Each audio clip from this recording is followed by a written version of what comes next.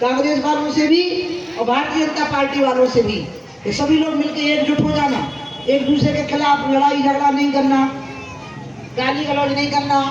कांग्रेस के कार्यकर्ता हमारे साथ आए, वोट डालें और भारतीय जनता पार्टी के कार्यकर्ता अधिक से अधिक वोटिंग कराएं। ये मेरी आप लोगों से अपील है।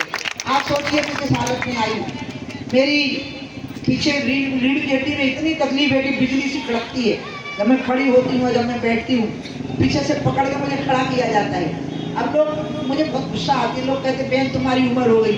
अरे अभी मैं बच्चा हूँ, जब चोट लग जाती है तो ऐसा हो जाता है। अब मैं क्या है कि बहुत छोटी उम्र में सांसद हो गई ना, तो लोगों को लगता है कि बहन हो गई होगी 75 साल की। हम हैं अभी 62 के और मोदी जी अबे हैं 73 के, 10 साल बड़े हैं मोदी जी। तो अगर मान लो तो 75 साल का ही मापदंड मान लो, तो अभी तो 13 साल अपन को चुनाव लड़ना है, 2035 का चुनाव में इनको लड़ना है। इसलिए कुछ नहीं होने वाला, हाथ नहीं चलेंगे, पांव नहीं चलेंगे, आंख से आपको देख सकूं, मुंह से आपको बोल सकूं और कान से आपको सुन सकूं, तब तक राजनीति करूंगी। ये ध्यान रखिएगा, तो भी राजनीति करूंगी। और राकेश जो अभी कह रहा था कि उन्हीं के जल में मरूंगा, अरे तू कैसी बात कर रहा है? 48 को है राकेश, 48 को मतलब को हमसे 14 साल छोटे हैं। जुग जियो। ऐसे बोला तो मैं बहुत भावुक हो गई उस समय, मुझे लगा क्या निकाल रहा है राकेश अपने मुंह से। मैं कभी चाहूंगी कि ऐसा सीन मुझे देखने को मिले, नहीं, मैं चाहूंगी मुझे 30 साल बाद भी ऐसा ही खिला हुआ राकेश देखने को मिले। और मैं इसको आज आप सबके सामने एक बात कह के जाऊंगी कि देख तेरे को भगवान ने कितना मौका दिया। राकेश बताता है कि वो कितने गरीब परिवार में पैदा हुआ, तो छोटे मोटे काम करके उसने संकोच नहीं किया और अपना व्यापार खड़ा किया।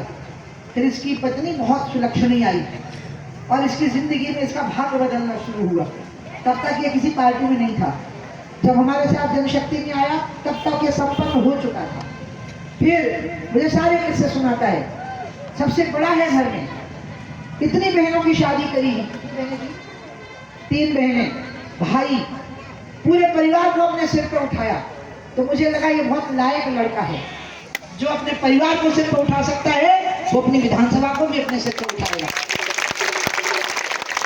और इसलिए आज मैं इसको कहूंगी कि तुम सब लोगों को अपना परिवार समझना, चुनाव हो जाए तो कांग्रेस के लोगों को भी अपना परिवार समझना।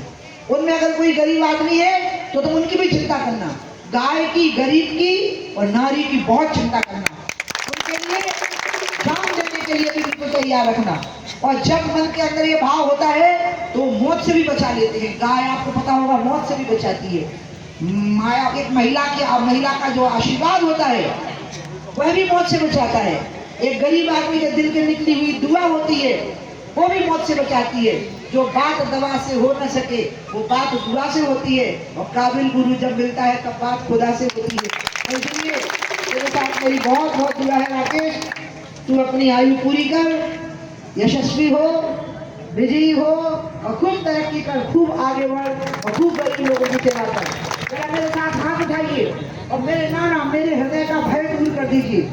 मुझे वो डर भूलता नहीं है जब भाजपा के कार्यकर्ताओं पे तलवार और कट्टों और बंदूकों से हमले होते थे और केस दर्ज नहीं होते थे, जब डर के मारे बारातें नहीं निकल पाती थी, जब डर के मारे लोग चप्पल पहन के नहीं चल पाते थे। उस भय के जमाने की वापसी नहीं चाहिए, निर्भयता ही बनी रहे बुंदेलखंड की धरती पर। और इसलिए मैं जरा हाथ उठाऊंगी और आप चूंकि मैं खड़े नहीं हो पा रही हूँ तो आप सबको मंच पर बहुत हमारे पुराने वरिष्ठ नेता बैठे हुए हैं, मैं सबको